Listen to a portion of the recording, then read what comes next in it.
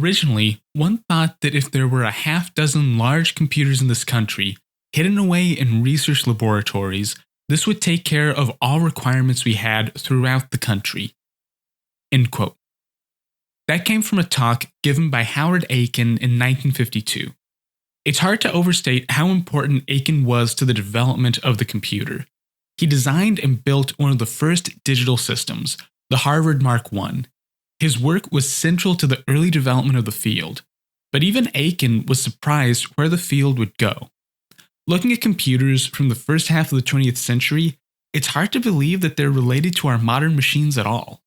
They were monstrously large, requiring specialized infrastructure to house them. These machines were one-of-a-kind pieces of art almost, built by hand in research labs. Just putting together a computer, maintaining it, running it, and cooling the thing, that was an expensive project in itself. But outside their physical characteristics, early computers were also thought of in a totally different light. By 1952, there were already a few commercialized computers, notably the Univac. But those kinds of machines were just starting to appear. In general, computers were unique. They even had names that were treated as proper nouns. You didn't have a ENIAC, there was just the ENIAC, or the Harvard Mark I. And not just anyone could use one of these computers. They were enshrined deep in research labs or government installations. In most cases, you couldn't even personally access or touch the systems. Instead, you'd have to pass along your code or job to a team of technicians who would actually use the computer. No one, not even Aiken, foresaw how much this would change. In the 1950s, computers like Univac or some early IBM systems would hit the market. But still, the market for these machines was highly limited. By the end of the 1950s, a massive shift happened. Computers got a lot smaller, they got a lot more powerful, and they got a lot cheaper. These new machines would start to leave their shrines and spread out much more than before. Now, there were a lot of factors that led to this shift, but the majority of this change is thanks to a single invention. That's the transistor.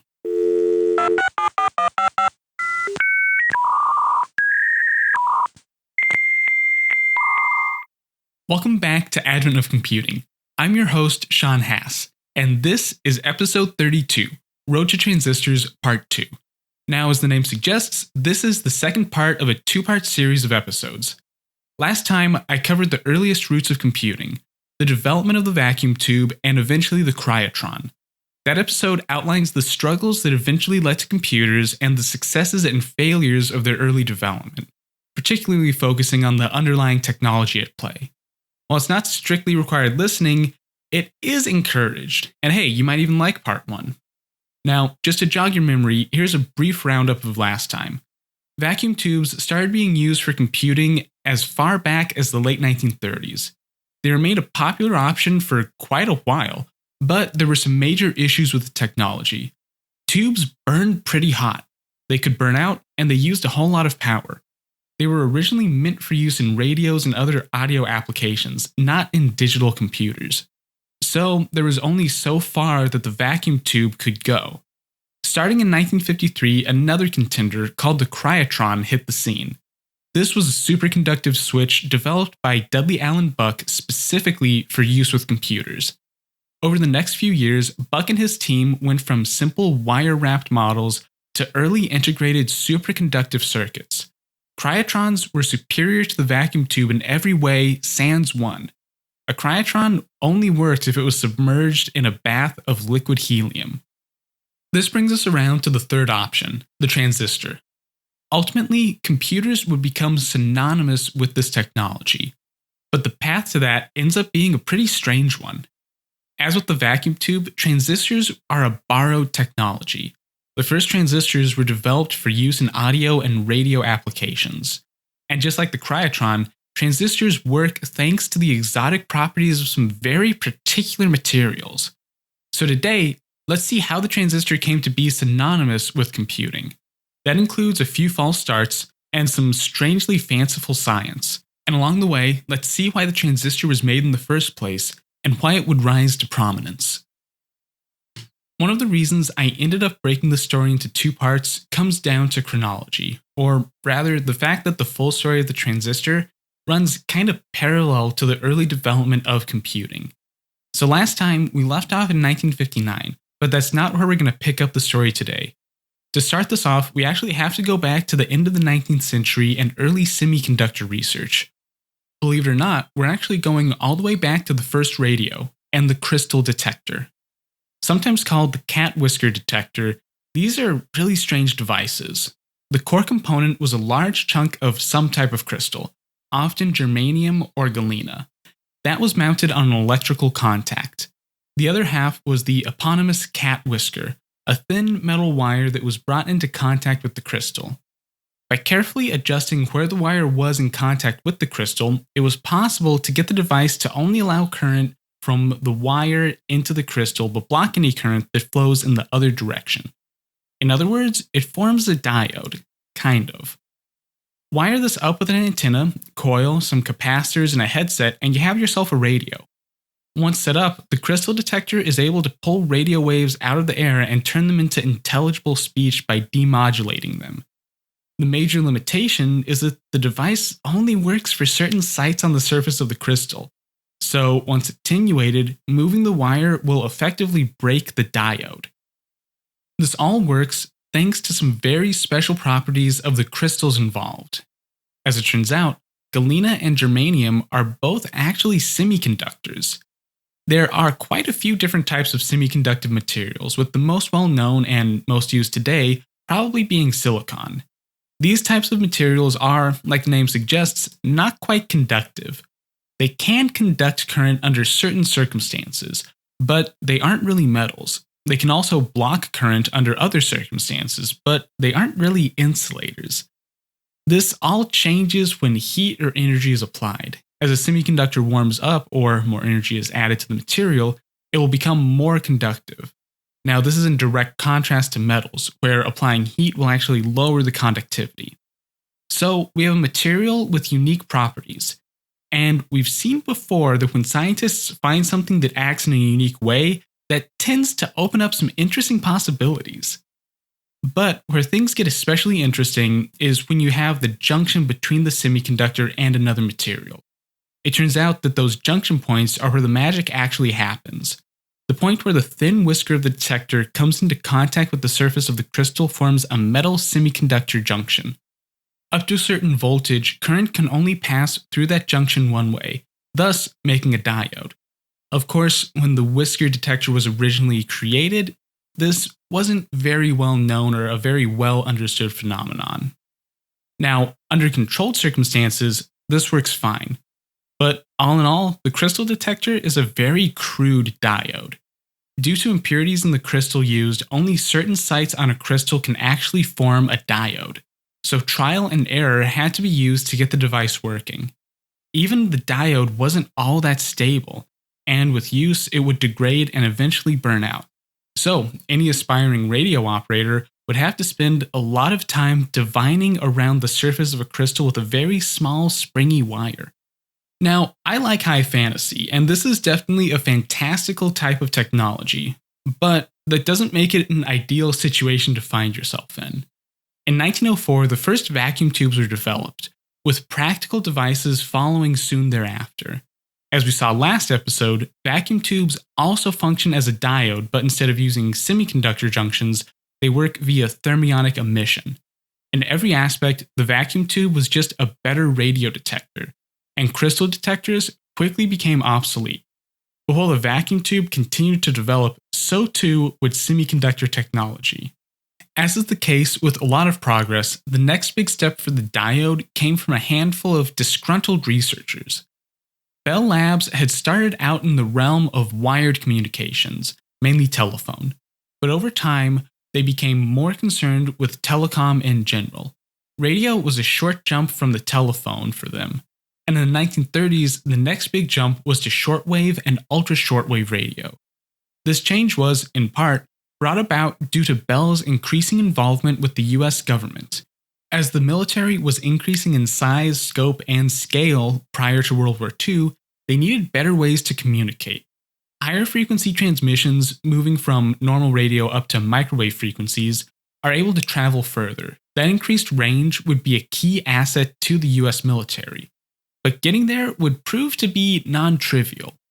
Russell Ohl and George Southworth were two of the researchers behind that jump, and with the state of technology in the 1930s, things were looking pretty bleak for their project.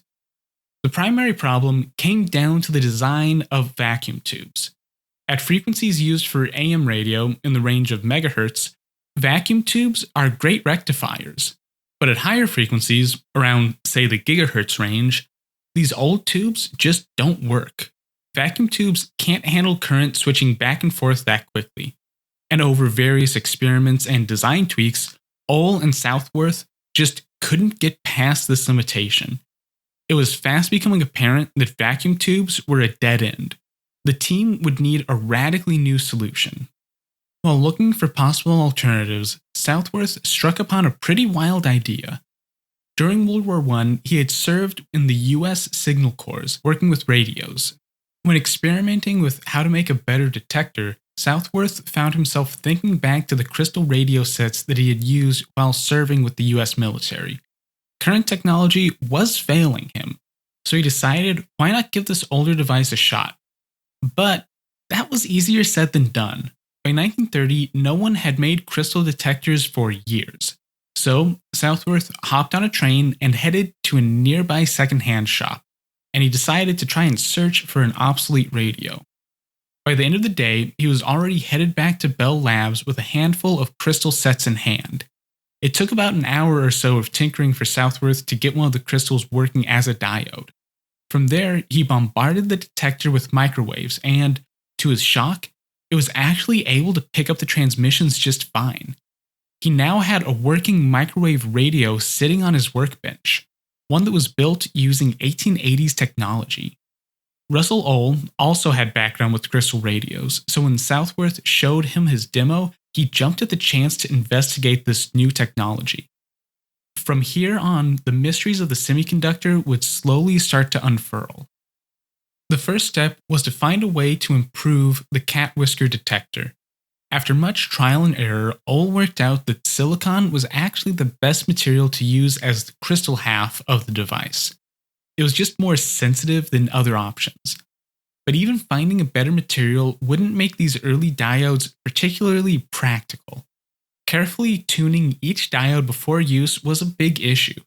The prevailing theory, and Ohl's best guess, was that their lack of reliability was due to impurities in the semiconductor crystals that they were using. But that raised another issue. How do you make exceedingly pure silicon crystals?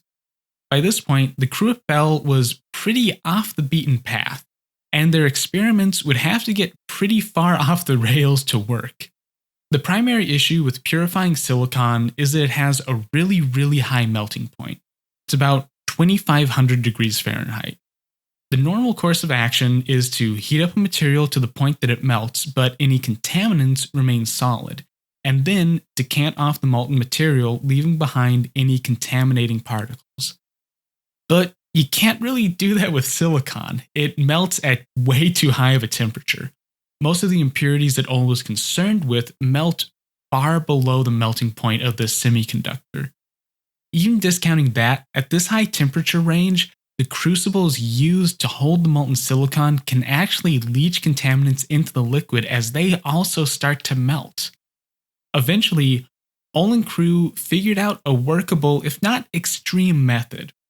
This involved using an electric furnace filled with helium gas. Helium is non-reactive, it's a noble gas, so this eliminated a lot of possible contamination from the atmosphere. Then, the silicon was cast using quartz crucibles, which have a much higher melting point than silicon. Once everything was cooled, the molds were broken, revealing some, theoretically, clean cylinders of silicon. But even after going to all these lengths, the resultant silicon rods exhibited some really strange properties. It turned out that some of these rods actually acted as a diode all on their own, and unlike the cat whisker, there was no need for a metal point contact. It turned out that, despite going to this effort, Ohl wasn't able to make reliably pure silicon. There were still contaminants that couldn't be removed. Instead of being removed, those contaminants actually migrated around in the molten semiconductor and eventually separated into different parts of the rod. After extensive experimentation, Ull was able to show that these discontinuities, caused by regions with different types of contaminants, formed their own junctions. It acted in the same way as the junction between a metal wire and a semiconductor, and that was the key to opening up a lot more possibilities. Instead of having a hand-tuned diode like a crystal detector, Ull showed that it was possible, in theory, to lock in that junction. Soon, Bell was able to control this process of contamination. It would be known as doping, and they'd be able to make reliable and practical semiconductor diodes. The benefit of Ull's new method, well, they're staggering. These new diodes had all the advantages of the cat whisker detector. They could handle higher frequency oscillations wonderfully. But with the junction baked into the silicon, it had none of the issues. Solid-state diodes, as these were known, aren't susceptible to shock. You can't really break one unless you physically crush it. Silicon is also cheap, and with a little work, it's relatively easy to mass-produce doped silicon. Overall, semiconductor diodes are a strict improvement to existing technology. In the realm of radio, this device became a contender to replace the vacuum tube. But semiconductors were just getting started. By World War II, reliable solid-state diodes were already being used in military applications. Both radio and radar equipment was made substantially better and more reliable thanks to these little silicon wonders. So, at this point, were semiconductors ready to make their appearance in the world of computing? Well, maybe. This gets a little bit tricky to think about. By the end of World War II, we already have a few computers, a mix of relay and vacuum tube logic devices. These devices were used as the core building blocks of these machines because they functioned as switches. So, with some wiring, it's possible to turn them into logic gates. Once you have enough logic gates, you can build a computer. That's a little simplified, but it's mostly accurate. So, can you build logic gates using diodes? Well, kind of. You see, a diode isn't a switch, not by any stretch of the imagination. That being said, you can make some logic gates using diodes. The logical AND and OR operators can be constructed using only diodes, but that's not a large enough set. The key issue is the NOT operator, which you can't make only using diodes. It turns out, for very complex logic, you need to be able to flip a 1 to a 0 and vice versa, and diodes can't do that on their own. The other key issue is that diodes have a little bit of inbuilt resistance. The voltage out of a diode is lower than the voltage in, so if you chain enough of these together, your signal just drops to nothing. Diodes would find their way into early computers, often used in conjunction with vacuum tubes. But semiconductor technology wasn't quite ready for the main stage, at least not yet. One of the major driving forces behind the next development was a man named William Shockley. So far, we've talked about engineers, mathematicians, and at least one theoretical physicist in this series. Shockley was a little bit different. He was a quantum physicist. It may be a bit of a fine distinction to make, but I think it makes a world of difference in how he approached semiconductors. Shockley started working at Bell almost immediately after grad school in 1936. The project that most consumed his early period was the same as many of his counterparts, finding a replacement for the venerable vacuum tube. But while Ull and company were working to create a better diode, Shockley was more interested in the diode's bigger cousin, the triode. The driving factor here was that the vacuum tube triode was still the only viable audio amplifier out there. And while it worked, it was less than ideal. The jump from vacuum tube diode to triode had been relatively quick and easy, but the jump from semiconductor diode to the final transistor ended up being an almost impossible task. Shockley's first step was to try and figure out exactly what Ull's diodes were actually doing. Remember that at this point in history, semiconductors were still not very well understood. Even the experts in the field didn't know exactly what was going on with these chunks of silicon. Luckily, Shockley was well equipped for the task.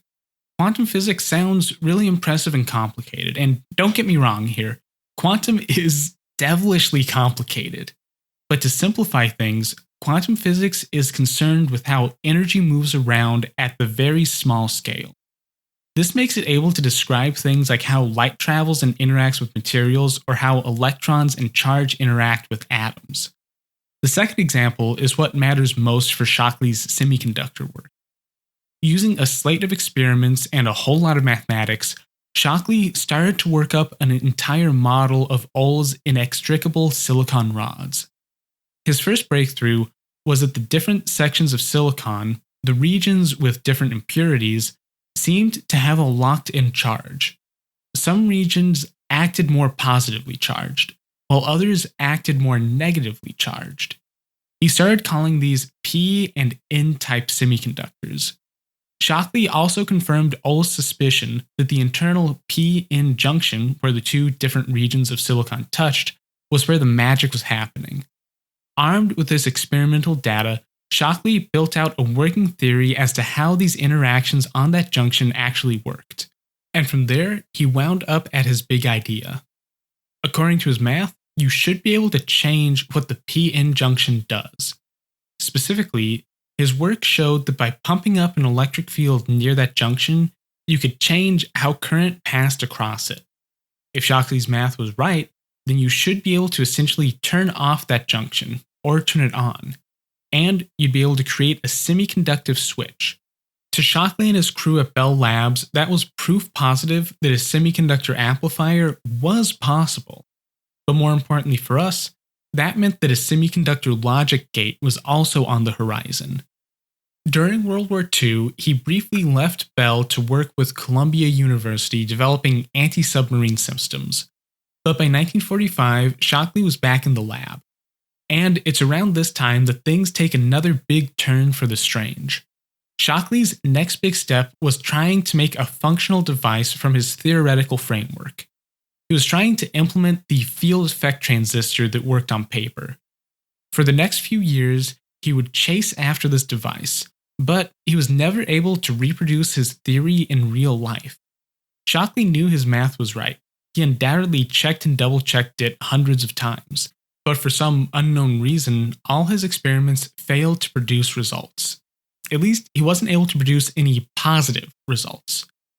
Shockley put it this way in an interview decades later, quote, "What we tried to do is start out to make a transistor. It didn't work. These field effect things didn't work.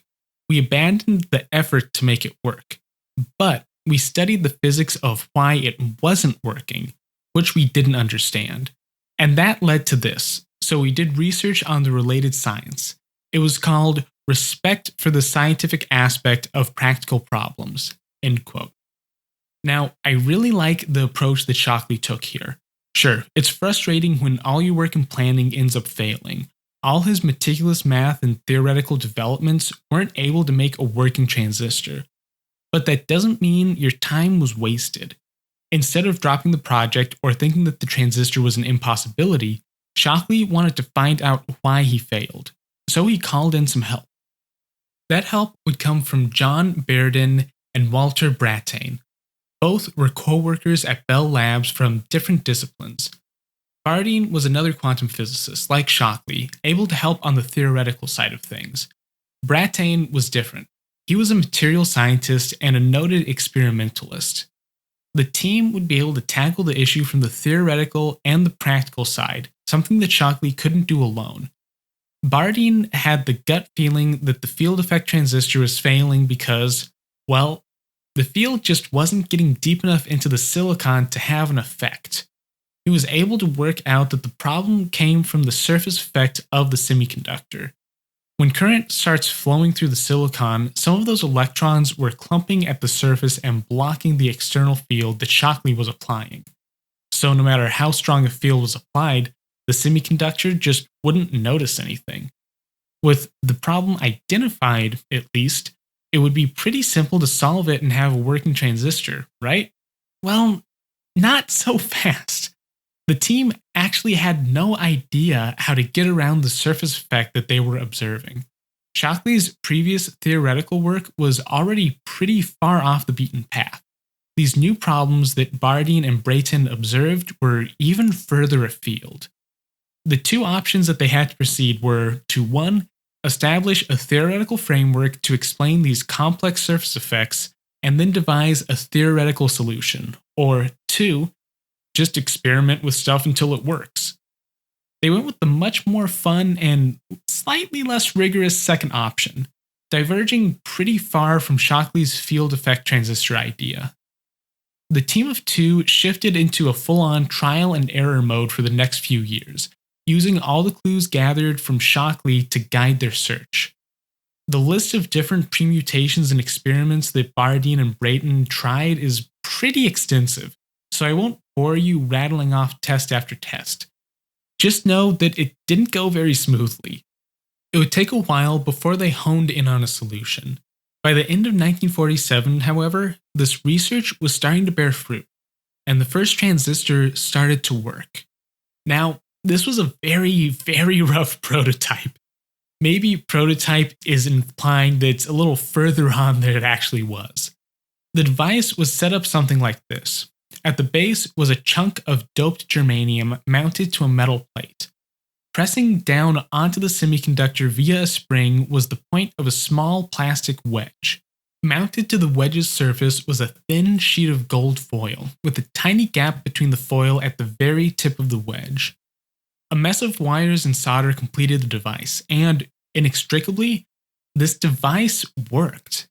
Bardeen and Brayton called the device a point-contact transistor, and they successfully demonstrated that it could act as a switch and an amplifier. Even better, it could handle high-frequency signals with utter ease. Everything was falling in place. Now, what I find interesting is that this first working transistor is remarkably close to the much earlier cat whisker detector. Both rely on a metal semiconductor junction, and at the time of their invention, both worked in somewhat enigmatic ways. If anything, the point-contact transistor is really just a greatly refined and updated version of the crystal detector. But no matter how cool the model was, there were still some huge problems with it. The early point-contact transistor only worked in the lab. It was a fragile and very fickle device. To make matters worse, how or why this one configuration worked wasn't readily apparent.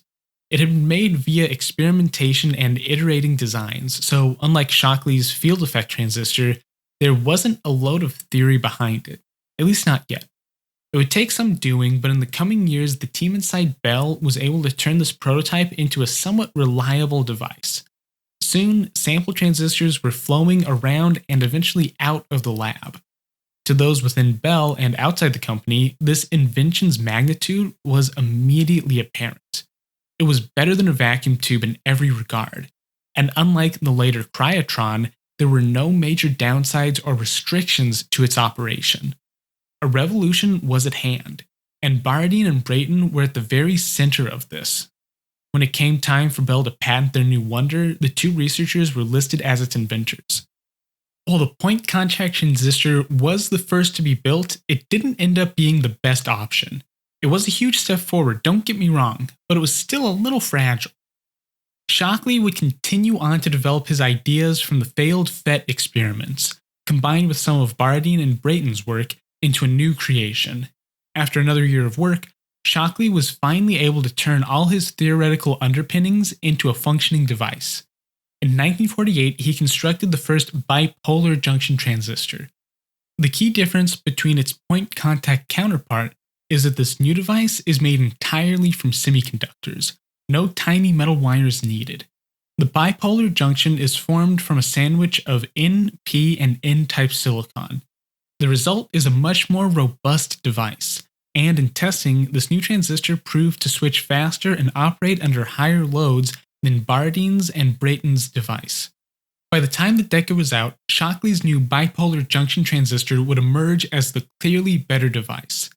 By 1951, the first commercial transistors would start to ship. These early release transistors would all be point-contact types, but in the following years, bipolar junction transistors would start to flow into the market. At least for audio, this made the vacuum tube totally obsolete. It was now possible to build radios using only semiconductor components. A diode could do the heavy lifting of detecting and rectifying the signal, and a transistor could handle amplification. Even better, these new semiconductor audio devices were minuscule in comparison to their vacuum tube counterparts, and they cost much less to manufacture. There was no real reason to ever manufacture another vacuum tube. The new transistor wasn't expressly developed as a digital device. First and foremost, it was intended as an analog audio amplifier. However, it wasn't long before researchers began investigating its digital applications. Perhaps unsurprisingly, some of the early adopters of this fledgling technology came from within Bell Labs itself. Almost as soon as sample transistors were produced, computer nerds within Bell had their work cut out for them. The key issue at hand was that no one really knew how to use these newfangled transistors. They were all stuck in the world of vacuum tubes, and while they knew that the transistors were leagues better, no one had any practical experience with the new technology. The fact is that transistors, while filling the same role as triode tubes, aren't a direct replacement for vacuum tubes. They operate at different voltages, they consume power in a different way, and overall, they're just a little bit different from what computer scientists of the time were used to. The other issue was that, at least in the early years, projects would be plagued by supply shortages. The transistor was brand new cutting-edge tech, so unsurprisingly, there was a very limited supply. I wanted to make a point in saying this because, well, it surprised me. I had assumed that once transistors hit the scene, everyone just took out, smashed their vacuum tubes, and plugged in a new transistor. But that's not actually the case. The fact is that in these early semiconductor days, engineers didn't quite know what to do with transistors. They knew the transistor was a world-changing technology, but no one had experienced them yet. One of the many engineers trying to make use of the new technology was Gene Felker. He had joined Bell Labs in 1945, initially working in their military systems laboratory. In 1948, his world would change forever when he came face to face with these early semiconductors. Point-contact transistors, now packed up in small metal tubes, were being passed between electrical engineers within Bell. Some had already found their way into simple adding circuits and a few other binary circuits, but nothing outside the realm of simple demonstrations existed. Felker would start out as just another engineer tinkering with the transistor, but his tinkering would lead to much more down the line. Over the course of 1948, Felker would build out his own simple transistorized circuits, starting with a clock oscillator. He started to get a feel for the new device, and this led him to an important realization. Not only were transistors fast, but when used correctly, they could be remarkably stable. Felker was able to generate a pulse in the range of megahertz using these new semiconductor oscillators, each transistor switching from on to off around 1 million times a second. Once set up and running, the circuit was able to keep on running at the same frequency with little to no problems. These things weren't just fast, they were reliably fast. Soon, Felker was building logic gates, flip-flops, and small memory cells using only semiconductors. And thanks to the transistor, these new circuits were fast and reliable. The path forward for Felker was already pretty clear. Digital computers had been around for a few years by 1948. It's not entirely accurate to say that there was an established pattern of operation for these machines, but a mold was starting to form. Following the growing pattern of digital computers built around logic gates would be a relatively safe path, but there was still the matter of finding an application for a transistorized computer. It was going to take a lot of time and resources to build a new transistor machine. Remember, at this point in time, there were only a handful of computers in the world. Felker was dead set on seeing this technology to its logical end, but to get there, he would need to work up a good pitch for it. Luckily, it wouldn't be long before Felker found the proper niche. In 1951, he worked up his most impressive project yet, a fully transistorized multiplier. This machine could multiply two 16-bit numbers together, and it could do it in a matter of milliseconds, much faster than anything yet devised. Armed with this enticing demo, he was able to secure a contract from the US Air Force to try to build a new computer. Now, this may seem a little bit out of the blue, but there's good reason that Felker approached the Air Force. During World War II, Felker had worked with radar systems, and in that time period, that meant analog systems. And while radar was an impressive and important tool in the military's arsenal, these early systems were only a stepping stone. They were relatively simple and inflexible devices, usually built around a cluster of delicate vacuum tubes.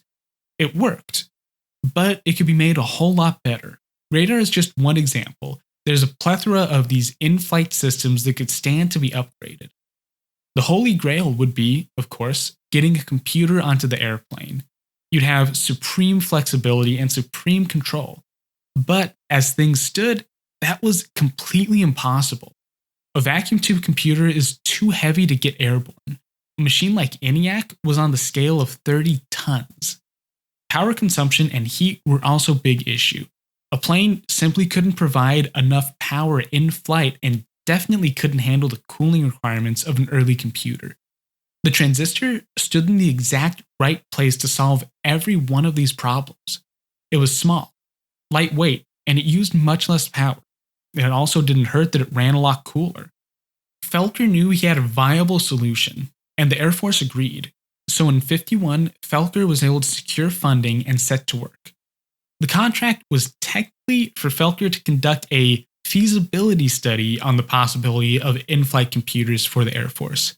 But that really just meant that Felker got a lot of funding to build the first fully transistorized computer. The project itself was broken down into two phases. Part 1, prove you can make a semiconductor computer at all. And Part 2, prove that you can make it fly. After 3 years of development, Felker and his team at Bell Labs would complete Phase 1 of TRADIC, the Transistor Digital Computer. It's not a very convincing acronym. But despite the name, TRADIC wasn't a purely transistor-based machine. Instead, it used a combination of point-contact transistors and diodes. The stated reason I've seen for the use of some diode logic is that the transistor was still an unproven technology, at least when it came to computing. Bell Labs simply had more experience with diode logic circuits, so they wanted to lean on that proven expertise whenever possible. But you can't totally make a computer out of diodes, so the transistor had to pick up some of the slack. Another reason, and bear in mind that this is more speculative, is that there just weren't enough transistors floating around. TRADIC Phase 1 was finished in 1954 after commercial transistors started to appear, but the computer was planned and designed in 1951 when options for transistors were much less plentiful. I'd wager that the designs for TRADIC were based off possible shortages of transistors in 1951 and couldn't be adapted to change to the market as the project wore on. All told, the prototype contained only 643 transistors, but over 10,000 diodes. So maybe not totally accurate to say that TRADIC was the first fully transistor-based computer, but the transistor was a core component to its operation. Perhaps the better term for the early stage of TRADIC is the first solid-state computer. Anyway, what did all those diodes and transistors get you in terms of power? What was the benefit? The best way to describe it is a short passage that's buried in one of Felker's papers on the matter. Quote, "This machine multiplies or divides in less than 300 microseconds and adds or subtracts in 16 microseconds. It runs on less than 100 watts of power." End quote. What do all those numbers mean in context? I think the best comparison point is going to be Univac. Now, Univac was the first commercially available computer. It was built using exclusively vacuum tubes, and it hit the market in 1951, so it gives us a somewhat reasonable baseline. So division on TRADIC came out to about 13 times faster than the same operation on Univac. For addition and subtraction, TRADIC's over 30 times faster. Bear in mind that Univac needed 125 kilowatts of power just to turn on. That's over 1,200 times as much as TRADIC. This is what semiconductors give you. TRADIC wasn't just a better computer, it was a whole new type of machine. Even in this rough state, it was showing that solid state gave you massive benefits, and it removed much of the downside that earlier computers had. As a proof of concept, Felker knocked it out of the park. But phase 1, well, that was just a proof of concept. A demo reel for the transistor, if you will. Phase 2, the Flyable Traffic, was where the new technology got another chance to show off. This chapter of Felker's project began sometime in 1954. By that point, there were other transistorized computers popping up, but I'm going to stick with Tradic because I think it shows off just how much of a game changer the transistor was. The plan was to rebuild a computer using the experience gained from phase 1. This new system would have to fit into an airplane. The target was the B-52 Stratofortress, but for testing purposes, Bell had access to an EC-131B cargo plane. The Tradic also had to reliably operate while in flight, not just in the sterile and static conditions of a lab. That's a tall order for a number of reasons, biggest among them being, well, how big a computer is. An airplane, even a large bomber like a B-52, has a limited amount of free space. Any onboard computer system would have to be designed with that in mind. In practice, Tradic would be replacing older analog radar and navigational systems. It would have a little bit of wiggle room, but it would still have to be relatively small. The other factor in play was that, unlike Bell Labs, airplanes tend to move around a little bit. Any flyable computer needed to be able to handle being jostled and jolted. And finally, Tradic would need to be modified to survive without environmental controls, so it would have to be hardened against humidity and temperature fluctuations. For a vacuum tube system, this wouldn't be possible. Overall, the adaptation from lab bench to aircraft wasn't that big of a challenge for the team at Bell. Flyable Tradic would be a total overhaul, but it retained a lot of the characteristics of the prototype. This newer, smaller model ended up using a good deal more transistors, going from 600 up to nearly 3,000 point-contact transistors. The amount of diode logic was also scaled back as the transistor took center stage. The shift was partly due to Bell Labs gaining more experience using the new semiconductor device, and partly thanks to the lessons learned in phase 1. The earlier prototype had shown the transistors were a lot more reliable than anyone would have guessed. As Felker explained, quote, "The most valuable output of this machine, and indeed one of the reasons for its existence, is the reliability figures that are emerging for transistors and diodes. The Tradic computer is the first large-scale application of transistors, and for that reason, we are watching it very closely to see if we can get any clues concerning the reliability of the new solid-state art. In the 5,000 hours that the machine has been operating, we have replaced 4 of the nearly 700 transistors." End quote. That's leagues better than the vacuum tube, and the Flyable Tradic would have similar reliability numbers. These results made it easier for Bell to move to more transistor-based logic and less diode circuits. Transistors weren't just cool in a lab setting. They were proving themselves as a dependable workhorse. The other big change for the Flyable Tradic was modifying its input-output circuitry to communicate with radar and guidance systems. But once that was out of the way, the machine was ready to fly. This new model worked well in flights. It really showed that the transistor could go anywhere, and it could do much more than earlier technology. And while it would never be in service for real military operations, its descendants would. And the technology pioneered at Bell would soon take the world by storm.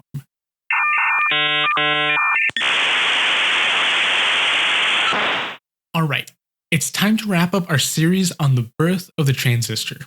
It took a long time to fully realize the potential of semiconductor technology. But once researchers at Bell got on the case, it was only a matter of time before the world changed forever. Inventing the semiconductor diode and eventually the transistor meant that vacuum tubes were just no longer needed. Unlike the cryotron, the transistor had no downsides, and it had no strict requirements for operation besides a power source. The new device was better than any competition in every way possible. And thanks to the unique properties of solid-state devices, computers were able to fit into new niches never before imagined. In the coming years, one of those niches would be businesses and the market at large. I want to close on this final interesting aspect. One of the best-selling vacuum tube computers was probably the IBM 650. The first models of this beast were built in 1954, and it would stay in production through the 1950s. All told, IBM built around 2,000 of these computers. But by 1959, there was a new product at Big Blue, the transistor-based 1401. During its lifetime, IBM produced over 12,000 of these computers. Transistors made it possible to make more reliable and more powerful computers that cost a lot less. This new generation also had a lot fewer requirements, especially when compared to vacuum tube systems. You didn't need as much cooling, or as much power, or even a custom-built room for the mainframe. And I think that's the biggest legacy of the little transistor. It lowered the barrier to entry for computing. Previously, computers were kept to the realm of research, government, and big businesses. With the transistor, computers started to spread more easily. Sure, you still couldn't buy a PC, not yet. But smaller companies, labs, and smaller schools could now afford to become part of the growing future. Thanks for listening to Advent of Computing. I'll be back in 2 weeks' time with another episode, and next time I'm going to do something a little more lighter than the last 2 physics-heavy episodes. And hey, if you like the show, there are now a few ways you can support it. If you know someone else who would like the show, then why not take a minute to share it with them? You can also rate and review on Apple Podcasts. And if you want to be a super fan, then you can support the show through Advent of Computing merch or signing up as a patron on Patreon. Patrons get early access to episodes, polls for the direction of the show, and other assorted perks. You can find links to everything on my website, adventofcomputing.com. If you have any comments or suggestions for a future episode, then go ahead and shoot me a tweet. I'm at Advent of Comp on Twitter. And as always, have a great rest of your day.